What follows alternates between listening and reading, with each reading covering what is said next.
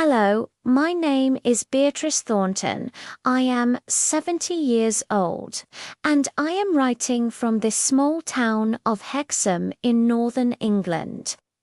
I grew up hearing fragments of stories about the Second World War told by my grandfather, Reginald Thornton, but I never imagined he kept such deep secrets on our farm. Before continuing, I want to ask, do you have family members who lived through or witnessed the Second World War, or perhaps old stories kept silent? Today I will reveal something I only recently discovered, something that has changed my view of my grandfather and our family forever. My name is Beatrice Thornton, and I am 70 years old. I live in the quiet village of Hexham, in the north of England, where the rolling hills meet fields that have been in my family for generations. As I sit on the old wooden bench outside the farmhouse, the early morning mist curling round the edges of the garden, I find myself remembering my childhood, those long, sun-drenched days when life felt both simple and full of quiet mysteries. My grandfather, Reginald Thornton, was a man of few words, but his presence was as steady and dependable as the ancient stone walls that bordered our property. I always knew he carried something within him, something unspoken, and even as a child I sensed that the war had left its mark on him in ways that stories alone could not reveal. Growing up, I spent almost every afternoon in the fields and orchards alongside him. I remember the smell of hay, the soft lowing of cows, and the way sunlight streamed through the branches of the apple trees, casting patterns across the ground. My grandfather would walk slowly, deliberately, with his hat pulled low against the sun, and I would try to match his pace, though I often stumbled over roots or small rocks in my eagerness to follow. Sometimes he would speak in that quiet voice that demanded attention, telling me about the work of the land, about planting and harvesting, about the importance of patience. But when it came to the war, to the years he spent far from these fields, he remained silent. I remember asking him once why he never spoke of it. I was perhaps 7 or 8 years old, with my curiosity bursting at the seams. He looked at me then, his eyes reflecting something I could not understand, a shadow of memory and sorrow. "Some things," he said softly, "are too heavy to carry for anyone else." I didn't press further, though I wanted to. There was a weight in those words, a gravity that I didn't fully comprehend at the time. But it lingered with me for years, shaping the way I saw him, shaping the way I saw the world. School days were different from the life I led on the farm.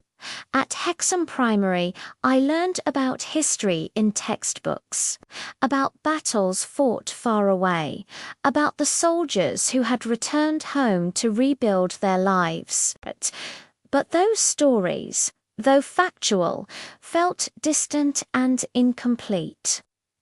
The real story, I was beginning to understand even then, lived in the eyes of those who had endured it. My grandfather never boasted of his service. He never spoke of heroics or medals, yet there was a quiet dignity in the way he moved, the way he carried himself, that suggested experiences far beyond the fields of Hexham. Afternoons were spent in simpler pursuits, tending to the vegetable garden, collecting eggs from the hens, mending fences. Yet, even in these ordinary moments, there were signs of the man he had been before peace returned. A box tucked away under the staircase, always locked. A small chest in the barn, its surface scratched and worn, hinting at years of careful handling. I remember touching them lightly, imagining treasures inside, though I did not dare to open them. There was an unspoken rule. The past belonged to him alone, and curiosity, while natural, was not without limits. Sometimes, when he thought I wasn't watching, I would catch him staring into the distance, a faraway look in his eyes, as if he were listening to voices only he could hear. He would hum softly to himself fragments of melodies I did not recognize, songs perhaps from the barracks or the camps he had seen as a young man. And I, a little girl with an imagination both vivid and untamed, would wonder what stories were hidden in those hums. What secrets lay buried in the quiet corners of his mind. The seasons changed, and with them, the rhythm of life on the farm. Winters were harsh, with snow blanketing the hills and frost painting delicate patterns on the window panes. Spring brought new growth, the promise of renewal, and the endless work that kept our lives intertwined with the land. Through it all, my grandfather remained a constant figure, patient, strong, quietly commanding respect. Yet I could never shake the feeling that a chapter of his life, a chapter that defined him as much as the fields he tended, remained closed, hidden behind locked doors and silent gestures. I grew older, and so did he. My childhood curiosity matured into a deeper need to understand, a yearning to uncover the truths he had taken with him into old age. It was not just about the war or about history, but about the man who had shaped my early years, the man whose hands had guided me through the mud and sunshine of the fields, whose voice had taught me about patience and perseverance. I wanted to know the weight he had carried, the decisions he had made, the sacrifices that had left their mark on his soul. Now, at 70, standing in the same orchard where I once played, I can feel the echoes of his life around me. The soil beneath my feet, the ancient oak trees, the stone walls, they all hold pieces of a story that I am only beginning to understand, and I know deep in my heart that what I am about to uncover will not only reveal the man my grandfather truly was, but also connect me to a part of history that has been waiting silently, patiently, for decades to be remembered. The secrets of the past are not always meant to be hidden forever. Sometimes they wait for the right person, the right moment, to bring them into the light. As the years went by, I grew more aware of the small, peculiar things my grandfather, Reginald Thornton, left behind. What had once seemed like ordinary objects scattered throughout the farmhouse, and barn began to feel like fragments of a story he never told. A cracked wooden box in the corner of the attic, a set of keys hanging from a rusty nail in the kitchen, and an old leather satchel that smelled faintly of cedar and dustal. Of these items seemed to carry a weight I could not yet understand. I had learned to respect his space, to allow the mysteries of his life to remain untouched. But as I grew older, the pull of curiosity became stronger, insistent. I remember one particular afternoon, standing in the barn with the late afternoon sun streaming through the windows, dust motes dancing in the air like tiny sparks. I was organizing bundles of hay when my eyes fell on the leather satchel I had noticed many times before, but never dared to touch. It was old, worn, and smelled faintly of smoke and earth. Something about the way it had been carefully placed behind a stack of feed sacks made me pause. My grandfather had always been meticulous about the barn. He did not leave things by chance.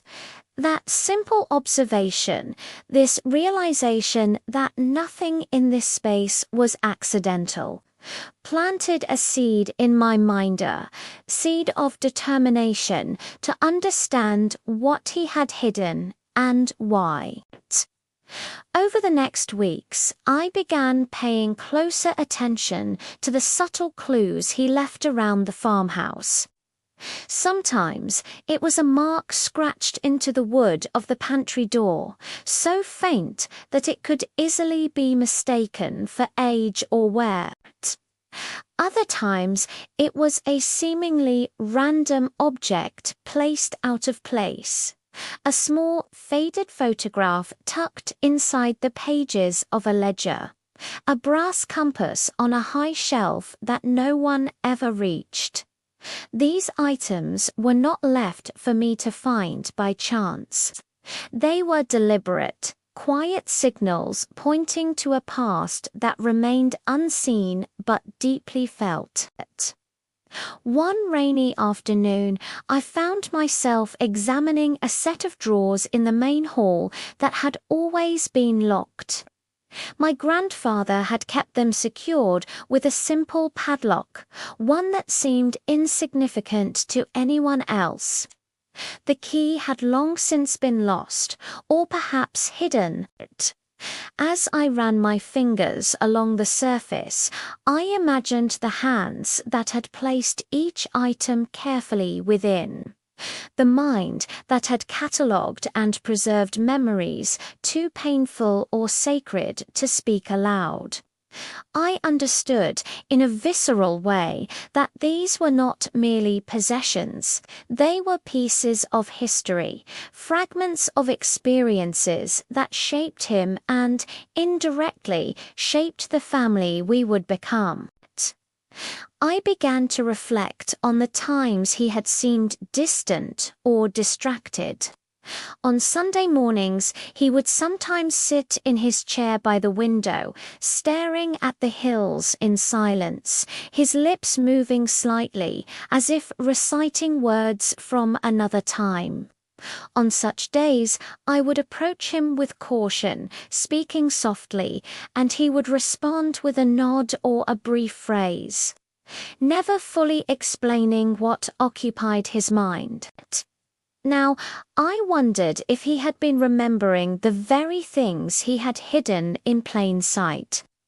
Memories he could not share but could preserve in objects that only I, with patience and attention, might one day discover. One evening, as twilight descended and the shadows stretched long across the kitchen floor, I noticed a small envelope tucked behind the flour canisters.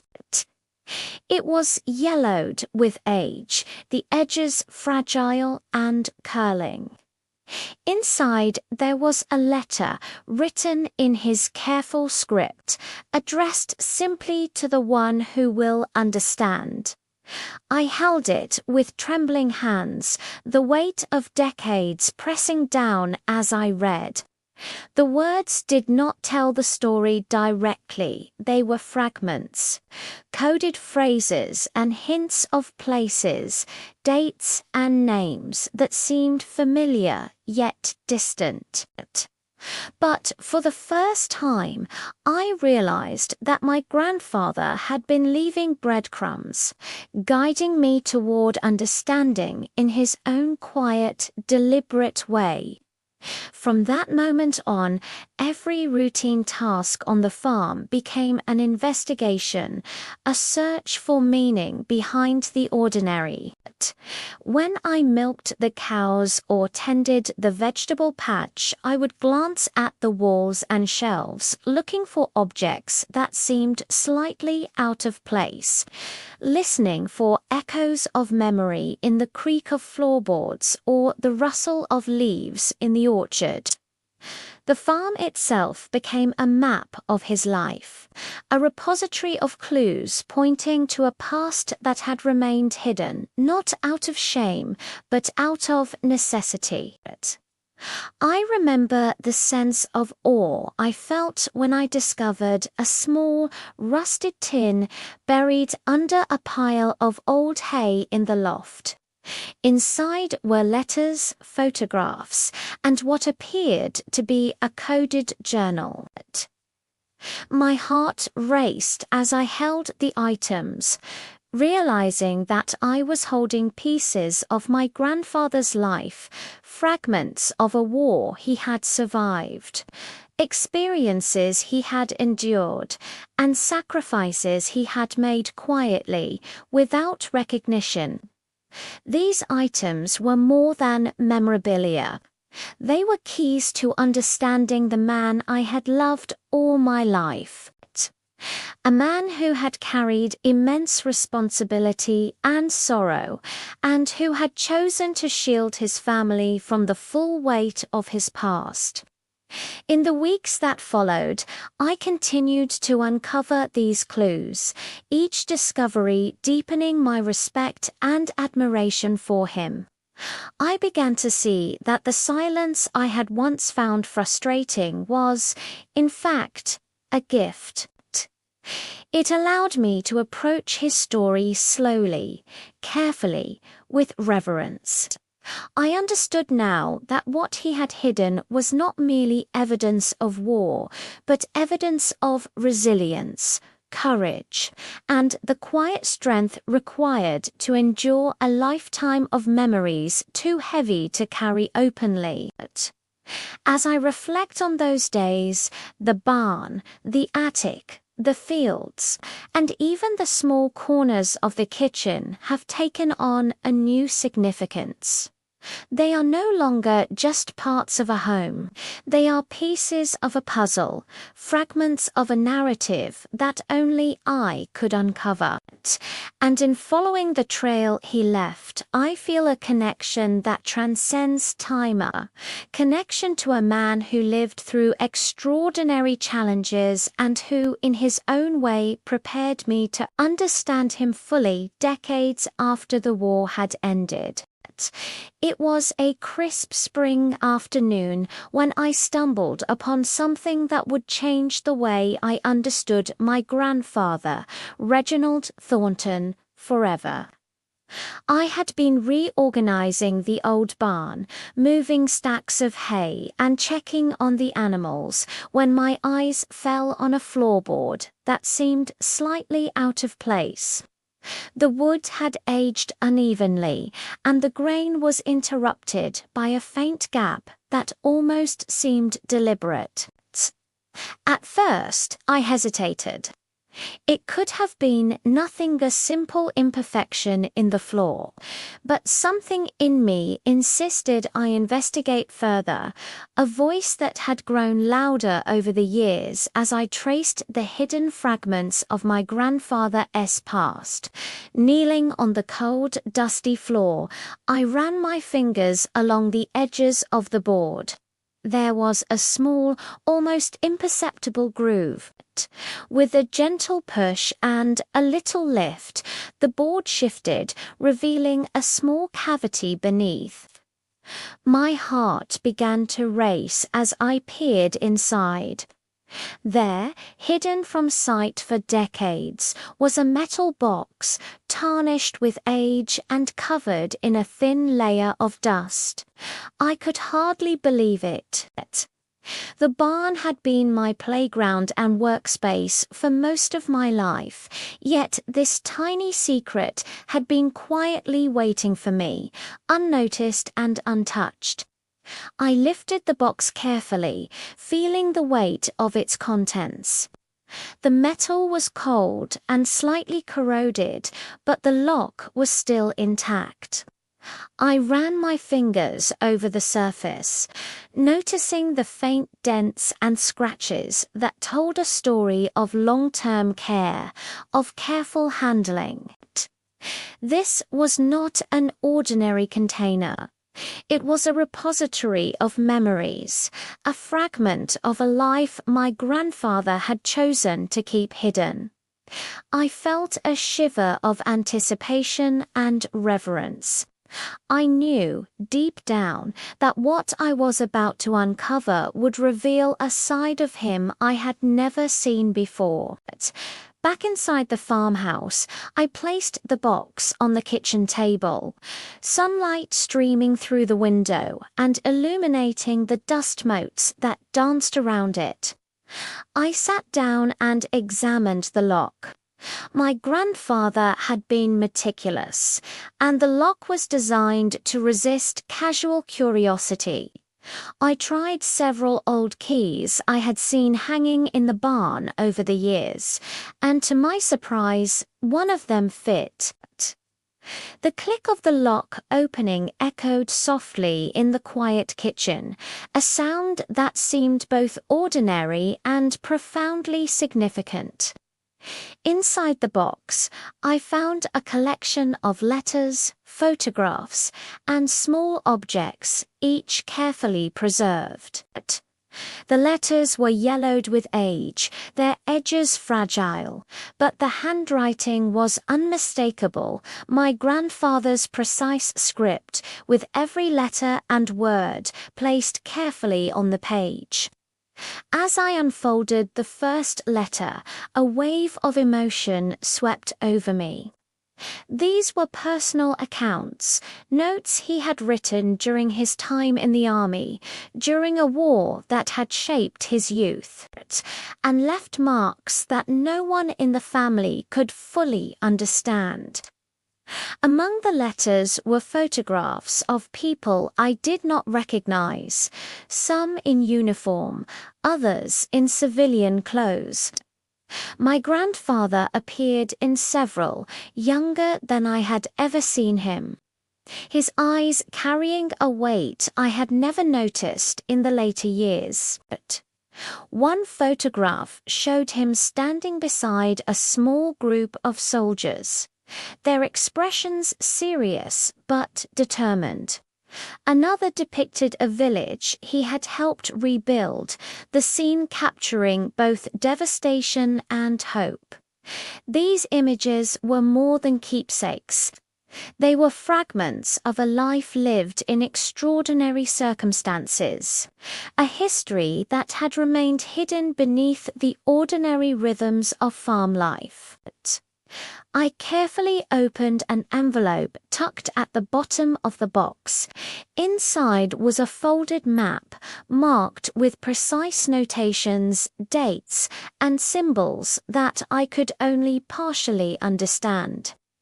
It appeared to track locations of missions, movements, and important events during the war.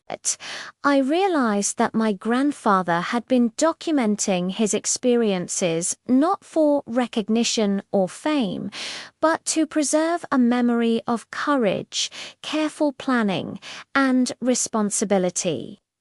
These maps were a silent testament to the careful, methodical mind that had guided him through difficult and dangerous times.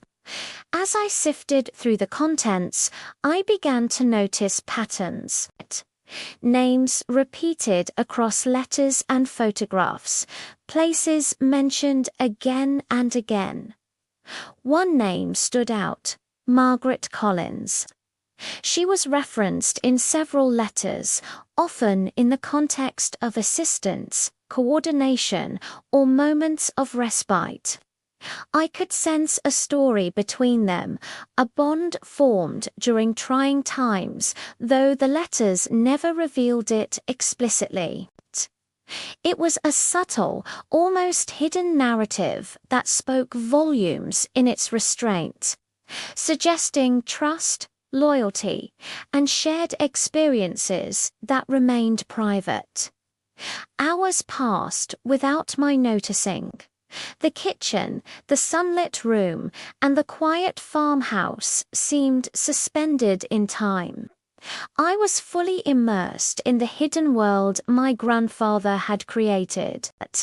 Each letter, each photograph, each map was a window into his past, revealing not just the events of war, but the character of the man who had lived through them. I felt both awed and humbled, understanding for the first time the magnitude of what he had carried silently, year after year, protecting the family from the weight of his memories. That day, as the light faded and the shadows lengthened across the farmhouse floor, I realized that the discovery was only the beginning. The box, though small, held a vast world of experiences, decisions, and moments that had defined my grandfather's life. I felt a deep responsibility not just to preserve these items, but to understand them, to piece together the story that had remained hidden for decades. In that quiet moment, I knew that my journey to uncover his past had truly begun, in that the barn, the farmhouse, and the fields of Hexham held more secrets than I could have ever imagined. From that afternoon onward, I approached the farm differently. Every corner, every shelf, every stack of hay became a potential clue.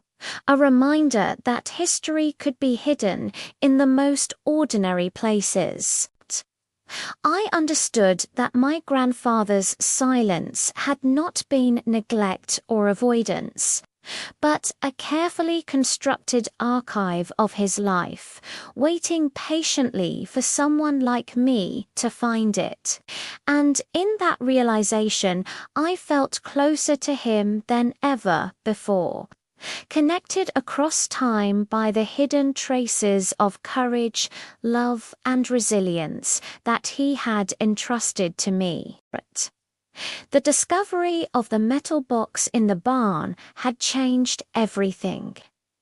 That afternoon, I spent hours carefully examining each item, trying to piece together the life my grandfather, Reginald Thornton, had lived before I was born. Among the contents, letters and photographs stood out the most. They were tangible fragments of history, snapshots of a world I had never known, yet they felt intimately connected to the man I had grown up with on the farm. I began with the letters, each one carefully folded and addressed in my grandfather's precise handwriting. The ink had faded over time, but the words themselves remained legible, carrying a weight that seemed almost tangible. As I read the first letter, I felt a shiver run through me. It was written to someone named Margaret Collins, an army nurse stationed near the Northern Front. The letter was polite yet personal, describing days of exhaustion, moments of fear, and the small victories that kept them going.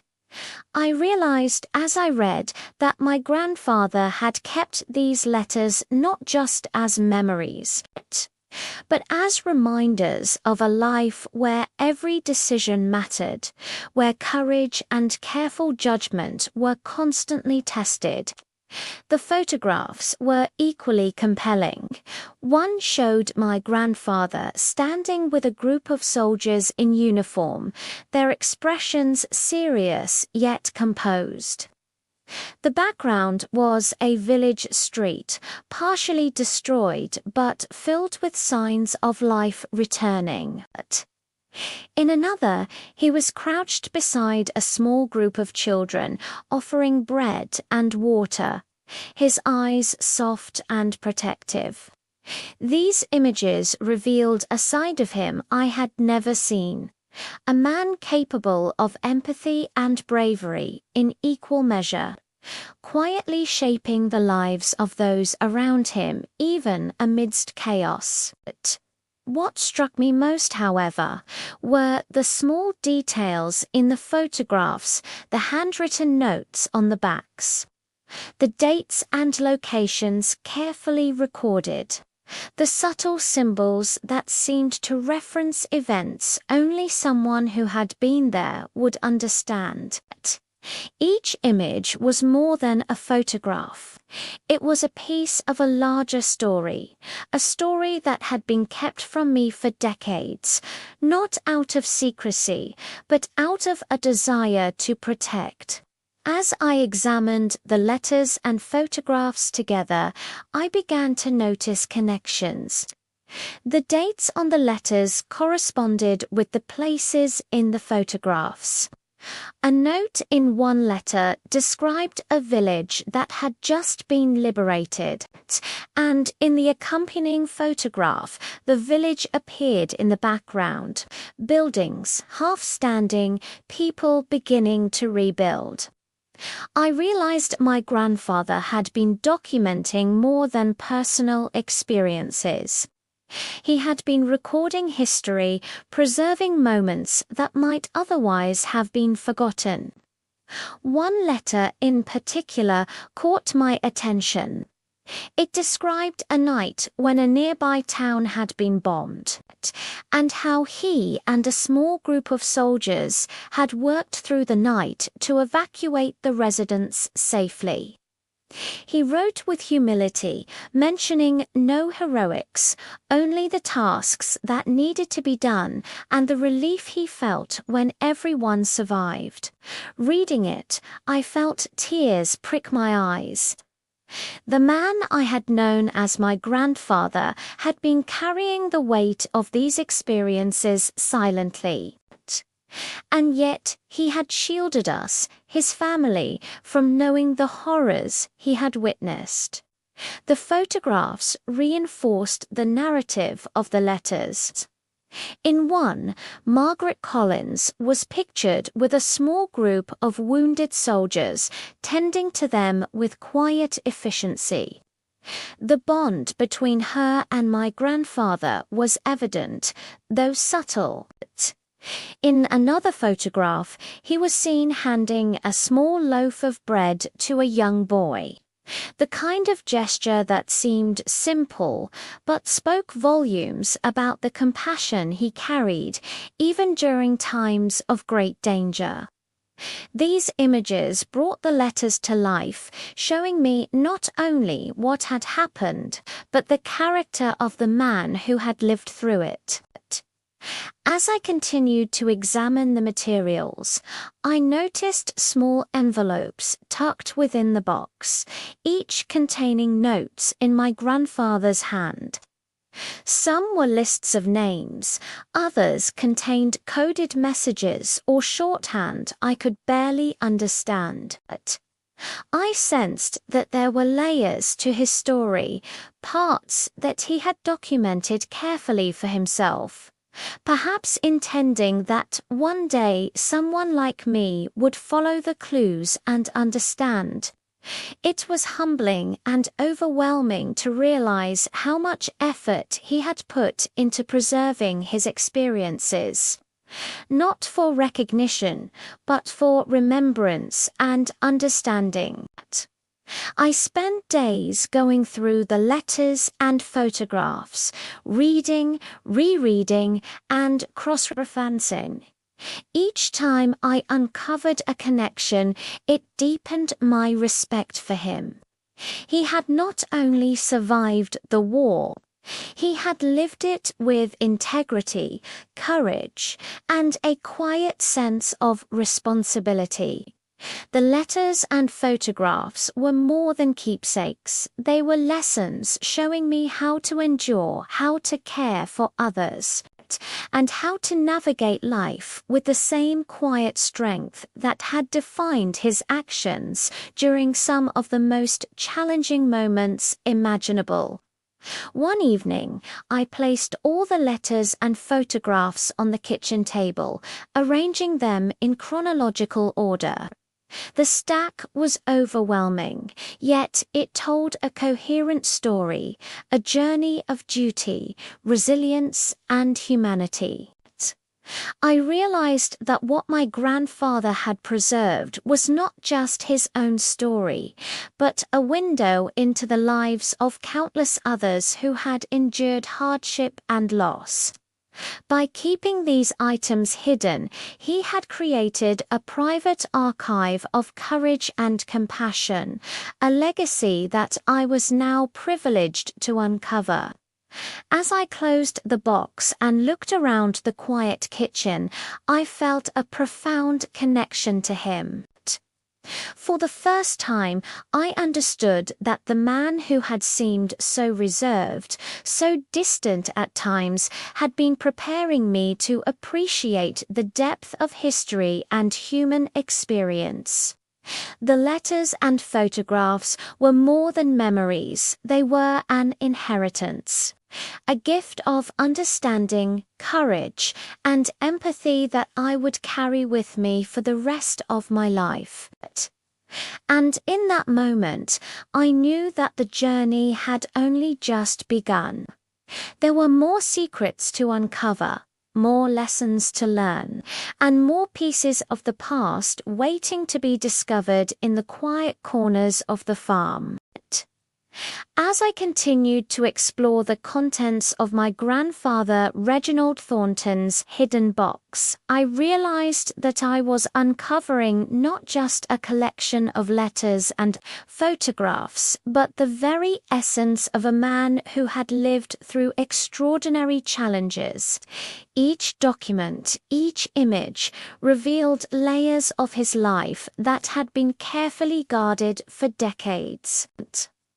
The more I learned, the more I understood that my grandfather's silence during my childhood had been an act of protection, shielding us from the weight of his experiences, while leaving clues for someone who would eventually have the patience to discover them. One afternoon, while examining a photograph of a small village, I noticed something unusual. A tiny folded piece of paper was tucked behind the image, almost invisible to the casual eye. I carefully unfolded it and found a short handwritten note, "Trust in actions, not words. The truth is in the deeds done quietly." I stared at the note, feeling a wave of recognition. That sentence captured everything I had ever sensed about my grandfather. He had lived a life of quiet heroism, a life defined by what he did rather than what he said. The words seemed to echo across time, bridging the gap between the man I had known and the man he had been in the world beyond our farm. The letters continued to tell a story of extraordinary resilience. One described a mission in which he had coordinated the evacuation of a small village after enemy forces had withdrawn. The village was in ruins, homes destroyed, and yet my grandfather had organized the safe movement of families, ensuring that every child, every elder, and every wounded person was accounted for.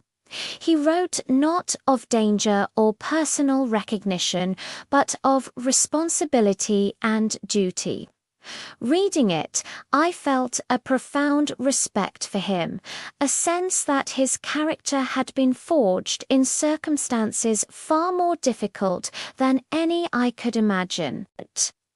Among the photographs was one of a group of young soldiers, including my grandfather, standing beside a makeshift medical tent. A woman in uniform, likely Margaret Collins, was tending to an injured man. The image captured a moment of intense focus, yet there was also compassion in the way my grandfather observed her work. I could sense the bond between them, not romantic, but a deep trust, forged in moments where lives depended on careful choices and calm judgment.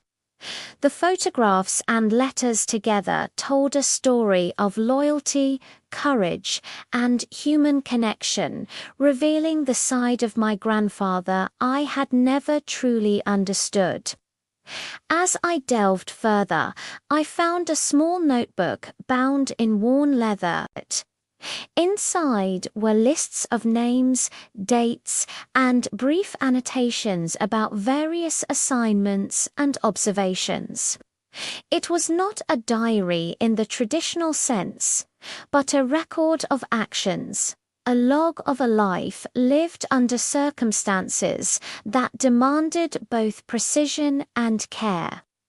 I realized that he had not only survived the war, but had documented it in a way that honored the people around him, recognizing their efforts and preserving their memory. This small notebook became a window into his disciplined mind, showing me how he approached challenges with both courage and thoughtfulness. I spent long hours at the kitchen table, surrounded by letters, photographs, and the notebook, feeling a connection to my grandfather that I had never experienced as a child. I began to understand that the man who had seemed so reserved was not distant out of disinterest, but out of a deep awareness of responsibility. He had carried burdens silently, ensuring that the family he loved was protected from the harsh truths of the past. Yet in leaving these traces behind, he had trusted that someone would one day recognize the depth of his experiences. One letter described a particularly dangerous situation during which my grandfather had been tasked with delivering critical supplies across enemy lines. He wrote of the fear he had felt, the careful planning required, and the relief when the mission was completed successfully. It was clear that every action he took had been guided by duty rather than personal gain. I felt a sense of awe at the courage it must have required to make such choices under such conditions. Reading his words, I could almost see him standing in the darkened streets of a foreign village, navigating danger with careful attention and quiet determination. The photographs complemented these accounts, showing the aftermath of each mission, families receiving supplies, soldiers standing watch, and small moments of human kindness amidst devastation. Each image was a testament to my grandfather's unwavering commitment to helping others, even when the circumstances were frightening or uncertain. It became clear that he had not only survived, but had contributed in ways that changed lives, though these contributions had remained hidden from the family for decades. In the days that followed, I began to reflect on the life lessons embedded in these discoveries. My grandfather had demonstrated resilience, compassion, and integrity, qualities I realized I had inherited in small ways. His quiet heroism had shaped my understanding of responsibility, the importance of protecting others, and the value of patience and thoughtfulness in the face of adversity. Each letter and photograph became a guide, showing me how to navigate my own challenges with the same dignity and resolve he had exemplified. By the end of that week, I had organized the materials into chronological order, tracing a path through the war as my grandfather had experienced it. The box, which had seemed like a simple collection of old items, revealed itself as a carefully constructed archive, a record of courage, empathy, and humanity. I felt a deep gratitude for his foresight, his trust, and his willingness to leave these fragments for me to uncover. In understanding his actions, I began to see the man behind the stoic presence I had known as a child. The legacy he had left was not just one of survival, but of quiet influence, shaping the values and perspectives of the family he had loved so dearly. As I closed the box and looked around the farmhouse, I felt a sense of peace. The journey to uncover his past was far from over, but I knew I was on the right path. Each discovery brought me closer to understanding my grandfather, to honoring his experiences, and to preserving the story he had lived with such integrity. I realized that his secrets were not burdens, but gifts, carefully hidden lessons meant to guide and inspire. And in that understanding, I felt more connected to him than ever, ready to continue uncovering the life he had lived in quiet heroism and profound care. After weeks of examining the letters, photographs, and notebooks, I realized there was still one item in the box I hadn't explored fully: a small, leather-bound diary, worn at the edges and smelling faintly of cedar and old paper. I had noticed it before, tucked at the bottom, almost as if it were waiting for the right moment to be discovered. That afternoon, the sun streaming through the kitchen window, I carefully lifted it from the box, feeling the weight of decades in my hands. There was something about it that felt different from the letters or photographs. This diary seemed intimate, personal, a window into my grandfather Reginald Thornton's inner world, a place where he had recorded thoughts and experiences he could not share aloud. I opened the diary slowly, the pages brittle but still readable. The first entries were from the early months of the war, written in a careful, deliberate hand. My grandfather described the routine of military life: the drills, the marches, the ever-present tension in the air. But even in the ordinary, there were glimpses of extraordinary courage. He wrote about helping a fellow soldier recover from an injury, about standing watch on nights when danger seemed constant, and about small moments of humanity that reminded him of why he was serving.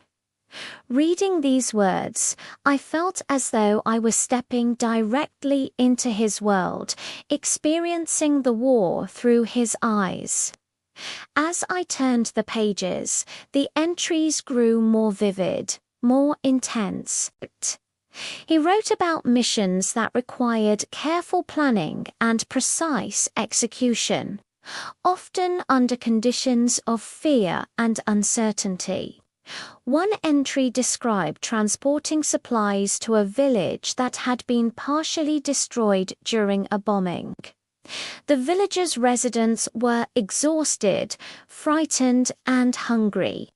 But my grandfather coordinated the distribution of food and medical supplies with patience and determination.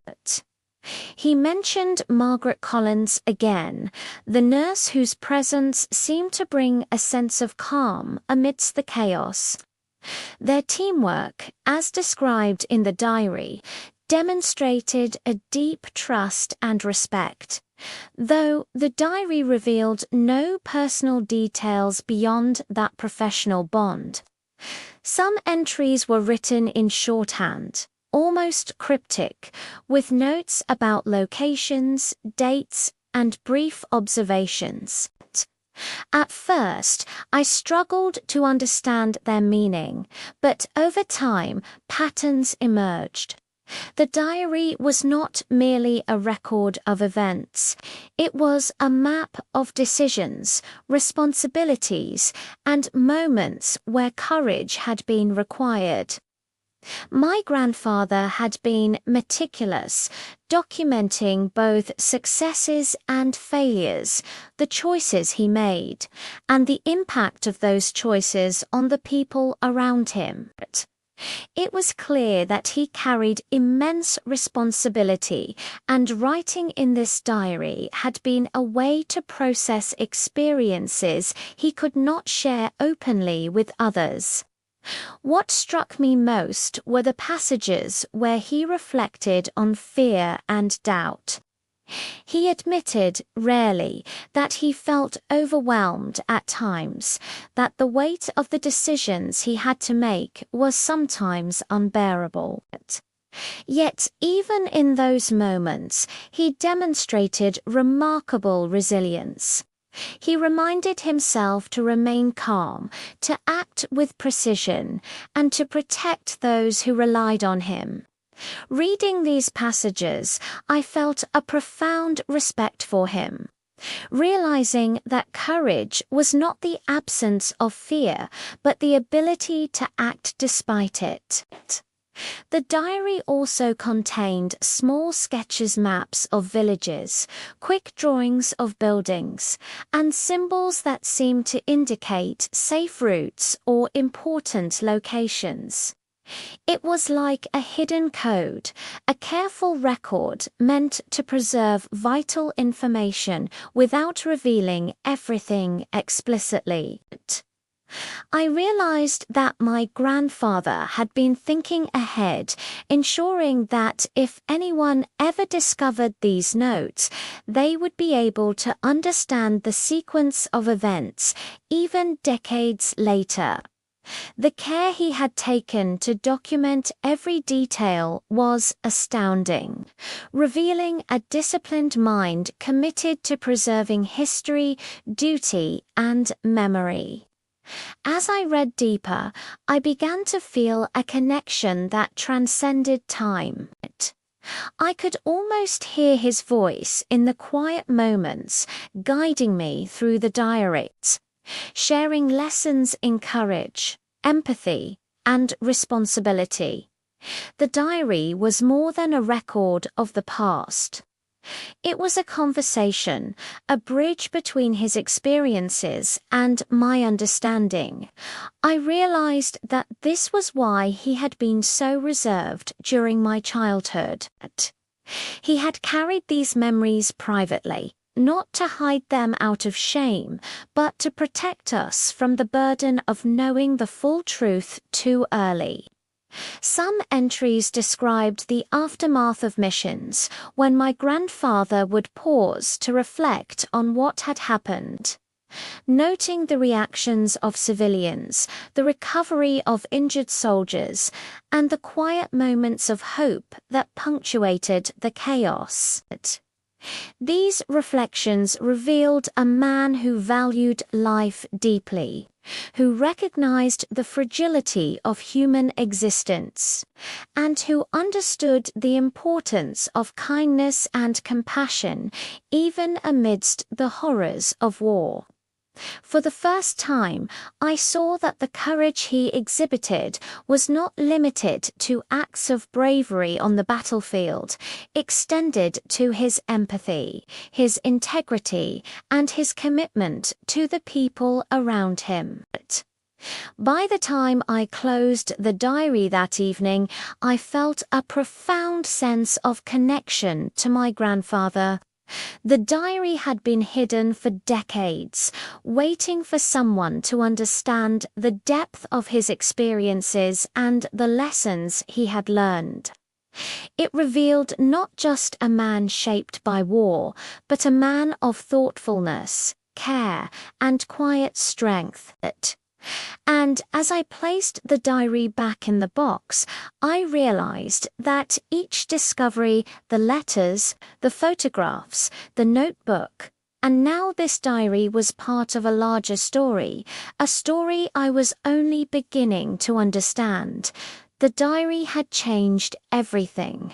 It had given me insight into the man my grandfather had been, the decisions he had made, and the values he had lived by. It had also given me a sense of purpose, a desire to honor his legacy by preserving and understanding his story. I felt more connected to him than ever, and I knew that the journey of discovery was far from over. Each day on the farm, each quiet moment alone, now held the potential for revelation. The diary had opened a door, and I was determined to follow the path it revealed. Uncovering the life of a man whose courage and compassion had quietly shaped the world around him. As I continued exploring the remnants of my grandfather Reginald Thornton's life hidden in that small metal box, I began to feel his presence more vividly than ever. It was as though, through the letters, photographs, notebooks, and now the diary, he was guiding me, speaking to me in a language I had only begun to understand. Each page I read and each photograph I examined carried a voice from the past, a whisper of the man who had shaped my family and, in quiet ways, the lives of countless others during the war. One afternoon, while the light was soft and golden through the kitchen window, I spread the materials out across the table. The diary lay open beside photographs and letters, creating a mosaic of memory and history. As I looked at them, I began to notice patterns, connections I had missed before. Events described in letters matched images in photographs, and sketches in the notebook corresponded to names and dates mentioned in the diary. It was as though he had left me a trail, breadcrumb by breadcrumb, for someone who was willing to pay attention and piece it together. I realized then that this was not merely a collection of mementos, it was a map of a life defined by courage, resilience, and quiet determination. I focused on a series of letters sent to Margaret Collins. Their words were careful, measured, but beneath the formal tone there was a depth of trust and reliance. My grandfather described challenges he faced in coordinating supplies, ensuring the safety of civilians, and helping soldiers recover from injury or exhaustion. He never wrote of fear or hesitation, though the diary made it clear he had experienced both. Instead, he wrote of responsibility, of the importance of remaining steady, even when everything around him seemed uncertain. As I read, I could feel his voice in my mind, calm yet resolute, guiding me not only through the events he had lived, but through the lessons he had learned. The diary also revealed moments of reflection when he paused to consider the human cost of war. One entry described arriving at a village just after a bombing had ended. He wrote of the fear and sadness on the faces of residents, of the children huddled together for comfort, and of the resilience that shone through even in despair. He described his own conflicted emotions, relief that people survived, guilt for not being able to prevent every hardship, and determination to do what he could to help. Reading these words, I felt a deep empathy for him and for those he described. I began to understand the weight he carried silently for decades, the burden of having witnessed tragedy while maintaining a sense of duty and hope. Among the photographs was an image I had not noticed before. It showed my grandfather in uniform, standing beside a group of civilians, distributing blankets and food. A child in the foreground looked up at him with wide eyes, trusting and unafraid. There was something in his posture, in the calm authority in his expression, that conveyed care without pride, compassion without expectation of recognition. This image, paired with the diary entries, brought the past to life in a way that was immediate and tangible. I could imagine the sounds, the smells, the quiet conversations, and the brief moments of relief that punctuated the tension of daily survival. As I continued exploring, I realized that the voices from the past were not limited to the written word or photographs.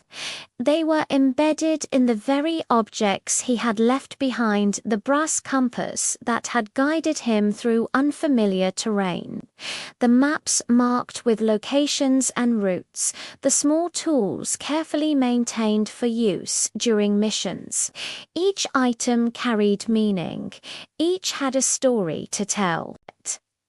My grandfather asked attention to detail, and his meticulous preservation of these objects revealed a man who valued memory, who understood the importance of recording and remembering, not for recognition, but to honor those he had served alongside. I found myself thinking often of the quiet moments he must have experienced, sitting alone at night after exhausting days, writing in the diary or arranging letters and photographs. These were moments of reflection and solitude, but also of responsibility and care. He had chosen to record not only the events but the emotions, the choices, and the human connections that defined them. In doing so, he had created a legacy of understanding that transcended time. A way for future generations, me included, to see the complexity of the past and the depth of character required to navigate it. The more I engaged with his words and images, the more I felt a dialogue forming between us, spanning decades and circumstances that I could barely imagine experiencing firsthand. It was as if he had known I would eventually discover these items, that I would need to understand him, not as the stoic grandfather I knew in childhood, but as the man who had lived with immense responsibility, faced moral dilemmas, and carried the burdens of war silently. His voice, once absent from my understanding, now resonated clearly, teaching me lessons in courage, empathy, and the importance of careful, considered action. By the end of the week, I had begun organizing the diary, letters, and photographs chronologically, attempting to reconstruct the timeline of his experiences. Each new discovery deepened my appreciation for his resilience and integrity. The voices from the past were guiding me, connecting me to a history I had never fully known, and inspiring me to honor it with attention and respect. I realized that his story was more than a personal history. It was a testament to the quiet heroism of ordinary people during extraordinary times, a reminder that courage and compassion often go unnoticed but leave a lasting impact. As I closed the diary for the evening, I felt a profound sense of closeness to my grandfather. The voices from the past, once silent and inaccessible, had become my guides, offering insight into the man he had been and the principles he had lived by. I knew that more discoveries awaited, more lessons to be uncovered, and more understanding to gain. The journey was far from over, but I was no longer searching. Blindly, I was listening. And in listening, I began to truly see him for the first time. The more I delved into my grandfather Reginald Thornton's hidden collection, the more I began to understand the magnitude of what he had lived through and the depth of character he had developed. Each item, the letters, photographs, notebooks, and diary revealed not only events from the past, but also the choices, fears, and courage that defined him. I had spent weeks carefully examining everything, and yet the sense of discovery never faded. Each day brought a new layer, a new understanding, as if he was speaking to me across time, sharing lessons that could only be learned through experience. That morning, I decided to revisit the photographs I had previously sorted. One image in particular caught my attention, a black and white photo of my grandfather standing on the outskirts of a war-torn village, a group of civilians huddled behind him. The expression on his face was calm but resolute, a quiet confidence that came from knowing what needed to be done and taking responsibility for it.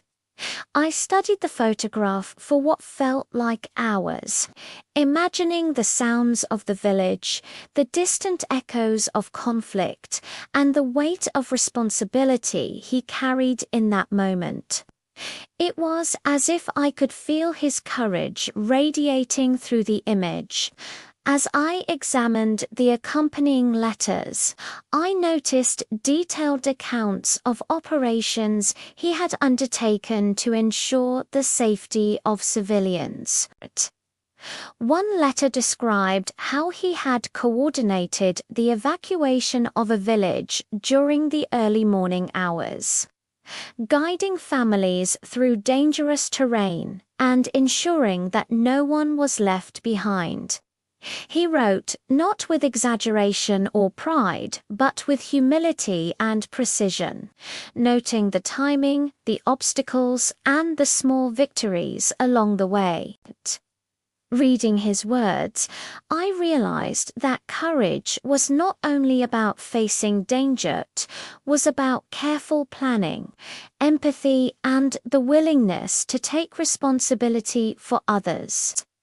The diary provided further insight into these moments. My grandfather had documented his fears as honestly as his actions, noting times when he felt overwhelmed by the situation, but resolved to remain composed for the sake of those who depended on him. One entry detailed a night spent securing food and medical supplies, while enemy forces were rumored to be nearby. He wrote of the cold, the fear, and the uncertainty, but also of the determination to complete the mission and protect those in his care. I was struck by the consistency of his dedication, the way he approached each challenge with thoughtfulness and resolve. Among the smaller items in the box, I discovered a series of medals and pins, carefully polished and stored. These were not flashy or ornate, but they represented recognition for service, dedication, and acts of bravery.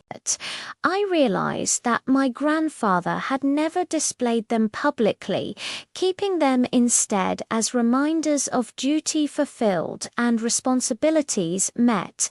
In a way, these medals were symbols of quiet heroism, achievements acknowledged only by those who truly understood their significance.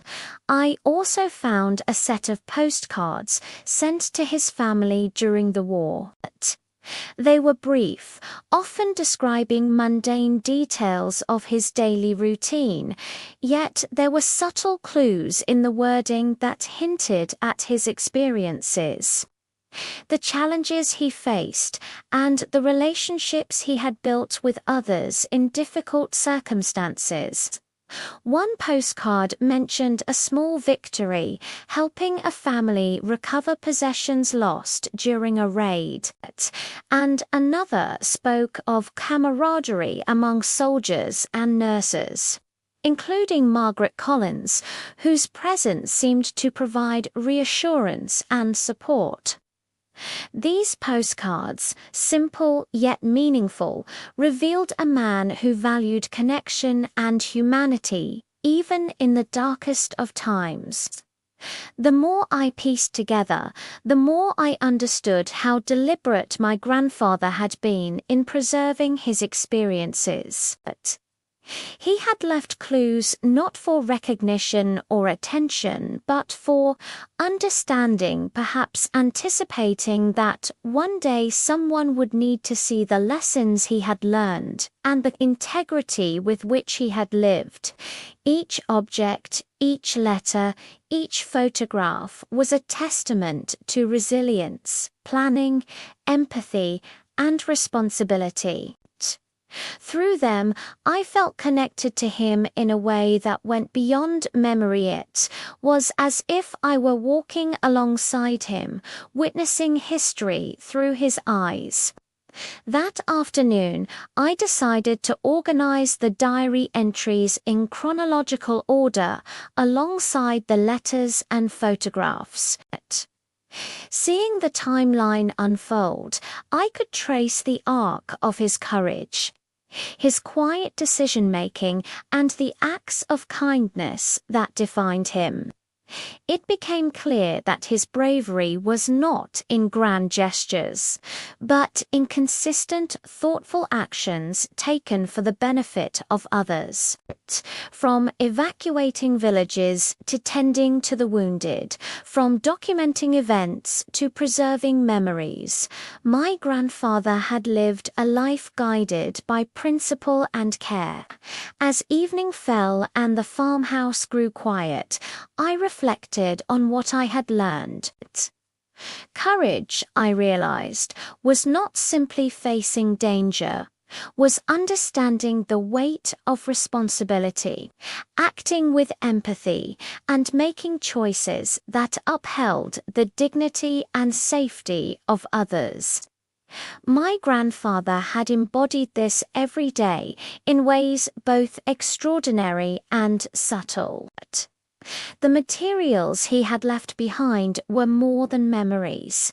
They were lessons, a map for living with integrity, compassion, and resilience. And in that quiet kitchen, surrounded by the fragments of his life, I felt a profound sense of gratitude for the opportunity to learn from him, even decades after the war had ended. The discoveries in my grandfather Reginald Thornton's hidden box had transformed my understanding of him, and of the war he had lived through. By now, I had spent weeks immersed in his letters, photographs, diaries, and notebooks. Each item revealed a fragment of a life filled with courage, quiet heroism, and careful thought. Yet, even as I pieced together his story, I began to sense that there were deeper layers, echoes of the past that had not yet fully revealed themselves, whispers of experiences he had kept hidden even within the documents he left behind. One morning, I returned to the farmhouse kitchen, sunlight filtering softly through the curtains. I spread the photographs and letters across the table, aligning them chronologically with the diary and the notebooks. As I studied the arrangement, I realized I had overlooked a small set of documents tucked in a thin envelope at the bottom of the box. The envelope was fragile, its edges worn, and inside were notes written on scraps of paper, brief observations, names and locations, but with hints of stories that had not yet been fully told. My curiosity was piqued. I felt a mixture of excitement and reverence as I began to examine them. The notes described missions and movements that had required extreme care, not only because of danger from enemy forces, but also due to the fragile condition of the villages and civilians my grandfather had been helping. One note mentioned a nighttime journey to deliver medicine to a remote village cut off by destruction, and another recounted coordinating shelter for families displaced by bombing raids. The writing was brief but precise, as if he knew that every word mattered. I realized that these scraps of paper were more than reminders. They were a testament to the careful planning and moral responsibility that had guided him. As I read through the notes, I began to notice recurring names, soldiers, villagers, and the ever-present Margaret Collins.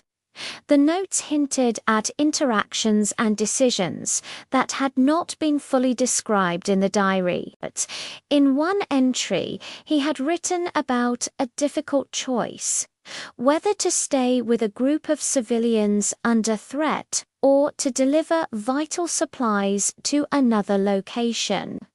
The note ended simply: "Duty requires balance. All lives matter, even if not all can be saved at once." Those words resonated deeply with me. They revealed the weight of decision-making he had carried, the careful evaluation of risk, and the understanding that sometimes doing the right thing meant making impossible choices. I found myself reflecting on the human element of his story. It was clear that my grandfather's actions were motivated not by glory or recognition, but by empathy and responsibility. Every mission described, every village he aided, and every life he touched reflected a man guided by principles. I imagined him standing in quiet streets, assessing the danger, comforting frightened civilians, and making decisions that could alter the course of Livzol while remaining calm and composed. The magnitude of his courage became clearer with every note I read. Among the scraps, one particularly caught my attention. It described a young boy, frightened and alone after his family had been displaced. My grandfather had written about finding him, giving him food, and ensuring he was reunited with distant relatives. The note was brief, but the care and compassion embedded in the words were unmistakable. I felt a deep connection to my grandfather in that moment, understanding that heroism could be quiet, simple, and profoundly human. It was not always grand gestures or recognition. Often, it was in the small acts of kindness and courage that truly defined a person. The photographs paired with the notes reinforced this perspective. In one image, my grandfather knelt beside a makeshift cot, tending to a wounded civilian, his expression focused yet gentle. In another, he was shown distributing blankets to a group of children, their smiles tentative but real. These images, in combination with the notes, painted a vivid picture of a man who had lived through chaos, yet remained committed to preserving life, dignity, and hope wherever he could. As I continued exploring, I realized the scope of his impact. Each note, each photograph, each diary entry was part of a larger mosaic, a network of actions and choices that shaped the lives of countless individuals during one of the most challenging periods of the 20th century. My grandfather had acted with foresight, compassion, and integrity, leaving a legacy that went far beyond the farm where he later lived. His life had been one of quiet leadership, moral clarity, and unwavering dedication to the well-being of others. That evening, I closed the box and sat quietly at the kitchen table, reflecting on the journey I had undertaken. The echoes of the past were no longer just words or images, guiding me to understand courage, responsibility, and empathy in a profoundly personal way. I realized that discovering these fragments of his life was not simply about uncovering history. It was about connecting with the principles and values he had embodied and carrying them forward in my own life. By the time darkness settled over the farm, I understood that the discoveries I had made were only the beginning. The box, with its letters, photographs, diary, and notes, was a gateway to understanding not just my grandfather's past, but the essence of who he had been, a man of courage, compassion, and quiet integrity. The echoes of the past were no longer distant. They were alive, guiding me and reminding me that the true measure of heroism lies in the choices we make, the lives we touch, and the care with which we navigate a world full of uncertainty. After weeks of uncovering my grandfather Reginald Thornton's letters, photographs, diaries, and notes, I finally felt that I was standing at the threshold of understanding his life in full. Each piece I had discovered had revealed moments of courage, responsibility, and humanity that I had never truly imagined. Yet, as I sat at the farmhouse kitchen table, surrounded by the artifacts of his past, I realized that the most profound discovery was not simply the events he had lived through it, was the legacy he had left for me and for the generations to come. That morning, I decided to go through the box one last time, carefully examining each letter and photograph as if seeing them anew.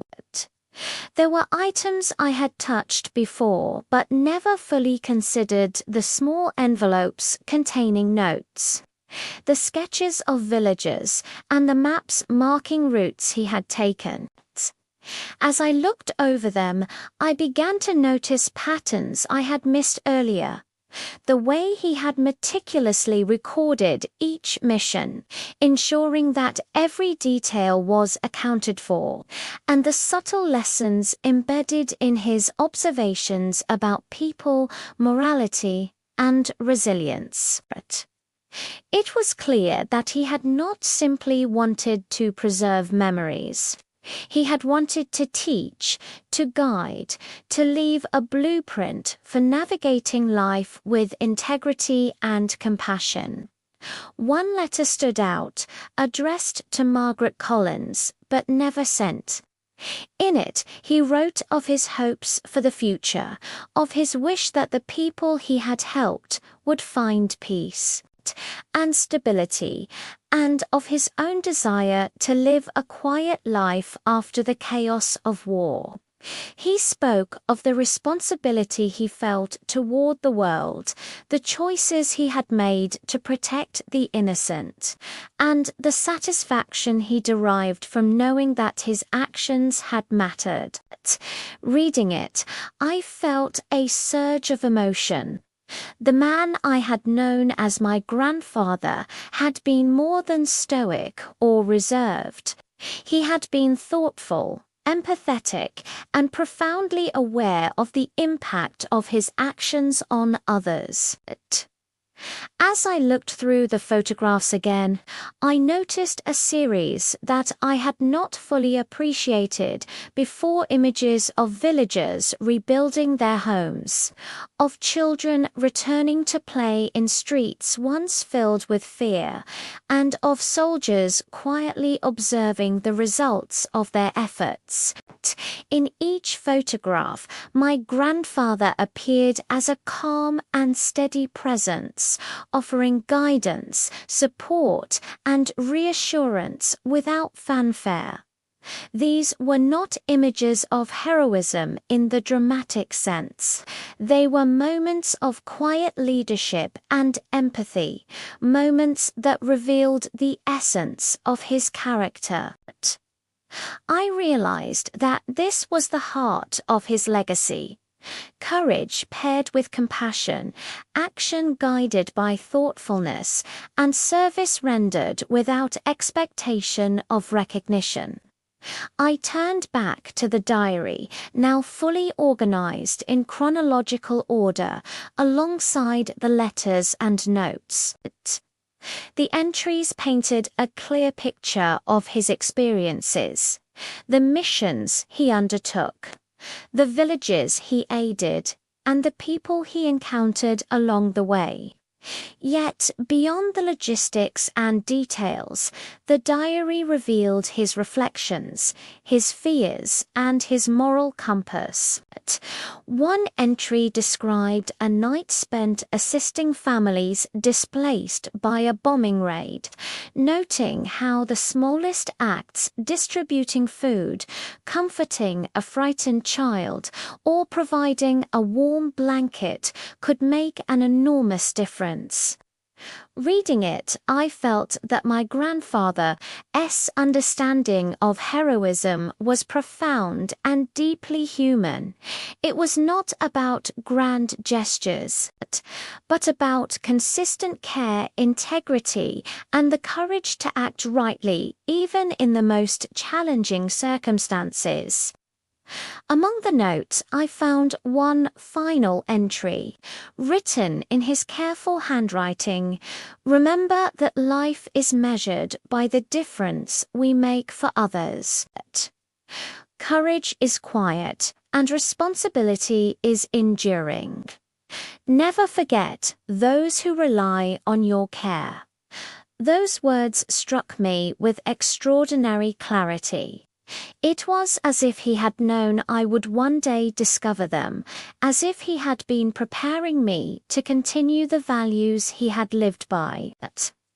I realized that his entire effort in documenting his life had been to leave a moral and practical compass for anyone willing to learn. As I reflected on all I had uncovered, I felt a profound sense of gratitude.